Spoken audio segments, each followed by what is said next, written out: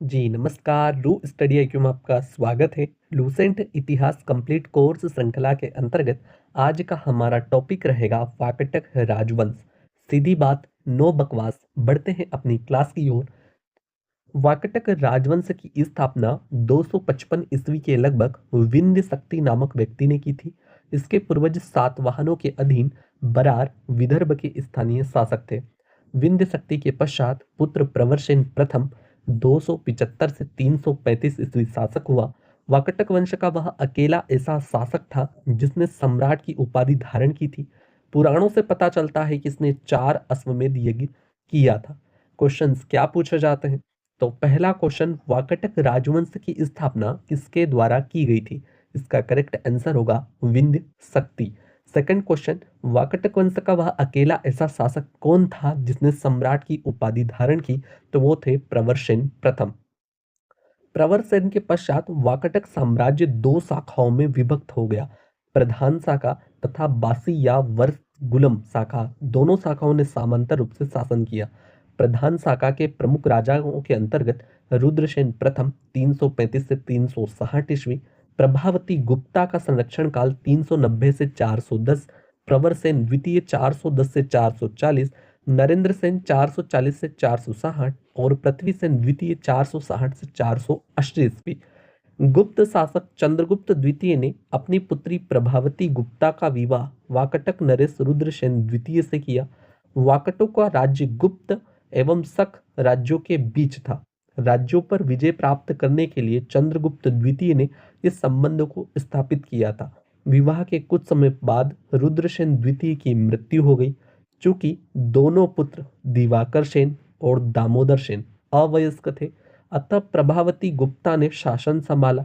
यह काल वाकटक गुप्त संबंध का स्वर्ण काल रहा। प्रभावती गुप्ता के संरक्षण काल के बाद उसका कनिष्ठ पुत्र दामोदर सेन प्रवरसेन द्वितीय के नाम से गद्दी पर बैठा। पृथ्वीसेन द्वितीय वाकटकों की प्रधान शाखा का अंतिम शासक था। उसके बाद उसका राज्य बासिम शाखा के हरिसेन के हाथों में चला गया। बासिम शाखा के वाकटक वाकटक वंश की इस शाखा की स्थापना 330 ईस्वी में सम्राट प्रवरसेन के छोटे पुत्र सर्वसेन ने की थी।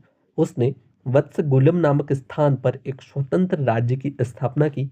वत्सगुलम महाराष्ट्र के अकोला जिले के में आधुनिक बासिम शाखा में स्थित था। बासिम शाखा के प्रमुख राजाओं की बात करें तो सर्वसेन विंध्य शक्ति द्वितीय, जिसका शासनकाल 350 से 400 ईस्वी, प्रवरसेन द्वितीय और हरिसेन। हरिसेन बासिम शाखा का सर्वाधिक शक्तिशाली शासक था। क्वेश्चन पूछा जाता है, बासिम शाखा का सर्वाधिक शक्तिशाली शासक कौन था? तो हरिसेन। यह वाकटक वंश का अंतिम ज्ञात शासक है। वाकटक राजवंश के राजा प्रवरसेन द्वितीय ने मराठी प्राकृत काव्य सेतुबंध की रचना की। सर्वसेन ने हरि विजय नामक प्राकृत काव्य ग्रंथ लिखा। संस्कृत की विदर्भ शैली का पूर्ण विकास किया। वाकटक नरेशों के दरबार में हुआ। कुछ विद्वानों का मत है कि चंद्रगुप्त द्वितीय के राजकवि कालिदास ने कुछ समय तक प्रवरसेन द्वितीय की राजसभा में निवास किया। वहां उन्होंने उसके सेतुबंध का संशोधन भी किया तथा वैदर्भी शैली में अपना काव्य मेघदूत लिखा। वाकटक नरेश ब्राह्मण धर्मावलंबी थे। वे शिव और विष्णु के उपासक थे। वाकटक नरेश ब्राह्मण धर्म मतावलंबी थे। वे शिव और विष्णु के उपासक थे। वाकटक नरेश पृथ्वीसेन द्वितीय के सामंत व्याघ्रदेव ने नचना के मंदिर का निर्माण करवाया। अजंता का 16वां तथा 17वां गुहा विहार और 19वें गुहा चैत्य का निर्माण वाकटकों के शासनकाल में हुआ। ठीक है, अगला टॉपिक आएगा पुष्यभूति वंश या वर्धन वंश, जिसे हम देखने वाले हैं अगली क्लास में। मिलते हैं अगली क्लास में, तब तक के लिए जय हिंद, जय भारत,